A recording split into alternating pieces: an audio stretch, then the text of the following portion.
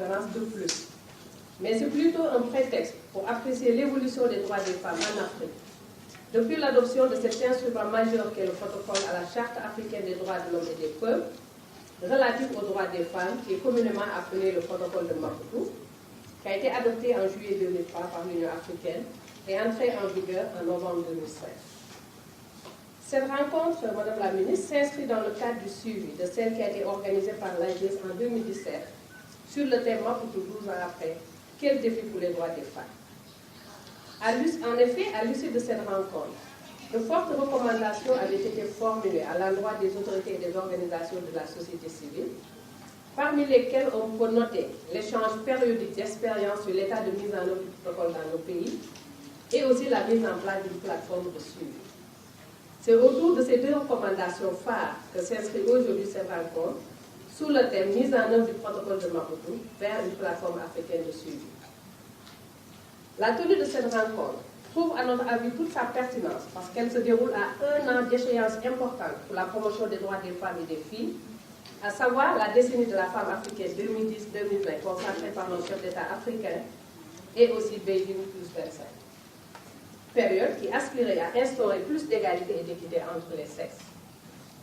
Madame la ministre, Monsieur le directeur des droits humains, distingués et invités, il me plaît de rappeler que le vœu de la communauté internationale a toujours été d'assurer la promotion, la protection et la réalisation des droits des femmes et des filles à travers l'adoption sur le plan international et régional de textes irrelatifs et dont les plus pertinents sont, entre autres, la Convention sur l'élimination de toutes les formes de discrimination à l'égard des femmes de 1979, le plan d'action de Beijing, déclaration de Beijing 95, mais ne pas sauter la déclaration de Dakar 94, la déclaration des chefs d'État et de gouvernement africains de 2004 sur l'égalité homme-femme, l'acte additionnel relatif à l'égalité des droits entre les femmes et les hommes, le développement durable dans l'espace CEDEAO. D'ailleurs, Madame la Ministre, cette rencontre sera aussi l'occasion, au-delà du protocole de Maputo, d'échanger entre femmes africaines sur cet instrument de la CEDEAO qui est aussi important que le protocole de Maputo, mais qui est méconnu par les acteurs. Et enfin, le protocole de Maputo de 2003. Ce dernier cité, c'est-à-dire le protocole qui nous interpelle aujourd'hui, traduit de la part de nos dirigeants africains une volonté politique réelle de promouvoir les droits des femmes et constitue pour les organisations féminines africaines une opportunité solennelle de plaidoyer afin de changer les conditions de vie des femmes et des filles du continent. Madame la Ministre, il convient de rappeler que le protocole de Maputo est sans équivoque l'un des instruments les plus complets pour accélérer la réalisation des droits des femmes et des filles africaines. En effet, ce texte phare traite de questions qui présentent un intérêt particulier pour ces dernières, notamment le droit à la dignité et à l'intégrité, l'accès paritaire aux instances de prise de décision, l'accès et le contrôle des ressources, le droit au logement, à la santé et au contrôle des fonctions de la reproduction, le droit à la paix et à la sécurité, le droit à l'éducation et la formation, entre autres. Madame la Ministre, il est vrai que notre pays s'est distingué par des avancées significatives en matière de promotion des droits des femmes, à travers la signature et la ratification de presque la totalité des instruments de promotion des droits et de protection des droits des femmes et des filles, et aussi l'adoption de textes de loi en interne, notamment le Constitution de 2009, mais également à travers l'élaboration de politiques et programmes politiques prenant en compte le genre. Je ne vais pas trop m'appesantir sur ces avancées, parce que je suis sûre que Madame la Ministre va y revenir largement. Cependant, malgré ces efforts louables, il reste encore, à l'instar des autres pays africains, d'autres défis à relever relativement à l'effectivité des droits des femmes. Il s'agit, entre autres, de la méconnaissance de ce protocole important pour la plupart des acteurs censés le mettre en œuvre, et aussi des communautés, la non-harmonisation dans la plupart de nos pays des législations internes avec les conventions internationales et régionales, particulièrement le protocole, l'insuffisance de prise en charge de la santé sexuelle et reproductive des femmes et des filles, la non-affectation de ressources financières suffisantes aux politiques et programmes de promotion des droits des femmes, et aussi le radicalisme religieux et les conflits armés dans le continent. À cela s'ajoutent les pesanteurs socioculturelles qui font des femmes africaines, dans leur grande majorité, des victimes de toute forme de violence, de discrimination et de stéréotypes sociaux. Ces disparités et inégalités persistantes engendrent une exclusion sociale avec des répercussions économiques, politiques et sociales, plombant ainsi l'essor de nos pays. Madame la ministre, Monsieur le directeur des droits humains, chers invités, il s'agira pour nos dirigeants africains de s'engager résolument pour l'effectivité des droits consacrés par le protocole de Maputo. Et cela devra passer nécessairement par le renforcement des moyens d'action des femmes en vue de leur pleine participation à la vie économique et politique dans tous les secteurs.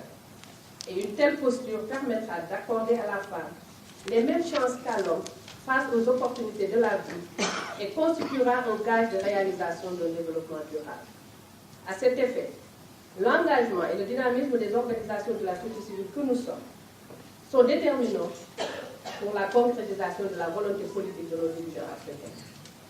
Madame la ministre, nous avons espoir que la plateforme qui va être installée et les cellules nationales qui seront mises en place à l'issue de cette rencontre auront un impact considérable et constitueront, avec l'élaboration de stratégies innovantes, des outils efficaces de suivi de l'effectivité du protocole dans nos pays et aussi un moyen d'inscrire nos plans d'action dans l'agenda de nos chefs d'État à travers nos institutions régionales et sous-régionales. C'est pourquoi, Madame la ministre, l'AGS émet des vœux fervents pour que les défis précités soient relevés afin que le protocole de Maputo ne soit plus un mythe, comme le disent certains, une réalité africaine au grand bonheur de toute la société. Permettez-moi de terminer mon propos par des remerciements, Madame la ministre, à votre endroit d'abord, parce que nous savons que votre agenda est très chargé. Le gouvernement organise aujourd'hui un séminaire gouvernemental où tous les ministres doivent être présents. Et vous avez tenu à être là avec nous, présider cette cérémonie officielle. Cela démontre l'intérêt que vous portez aux questions qui sont discutées ici. À l'endroit aussi de Monsieur le secrétaire d'État, à travers son directeur des droits humains, mes remerciements aussi les plus chaleureux à Madame la première vice-présidente. Bienvenue, Monsieur le secrétaire d'État. Mes remerciements vont aussi à l'encontre de Madame la première vice-présidente de l'Assemblée nationale, Madame Aougé, pour le rôle éminent qu'elle joue pour l'effectivité de la parité au Parlement. Je remercie aussi nos honorables parlementaires de la CEDEAO et de l'Assemblée nationale du Sénégal. Je remercie les hauts conseillers qui sont là présents, mes chers collègues. Je remercie les conseillers économiques du Conseil économique, social et environnemental. Je remercie aussi les autorités locales qui sont là, des maires et des adjoints.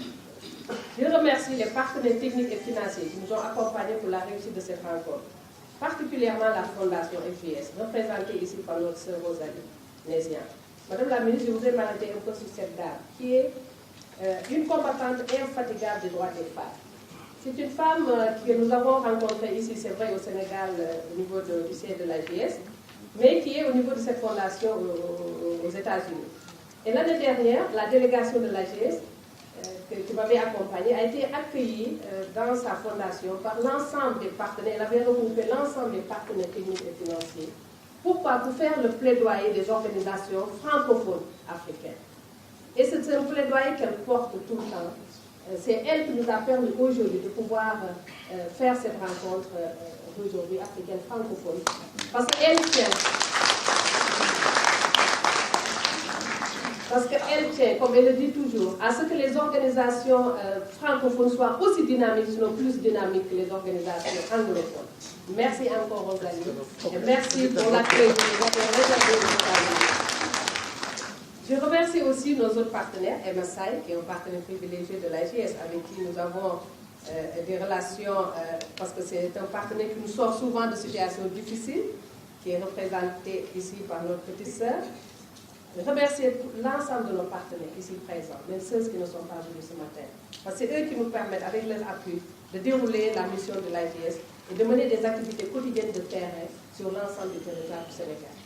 Je remercie particulièrement Mme la ministre de Pazlet, qui nous a permis, à travers vous, votre ministère, d'ouvrir des boutiques de droit un peu partout aussi dans les régions. Je remercie l'ensemble des organisations de la société civile ici présentes,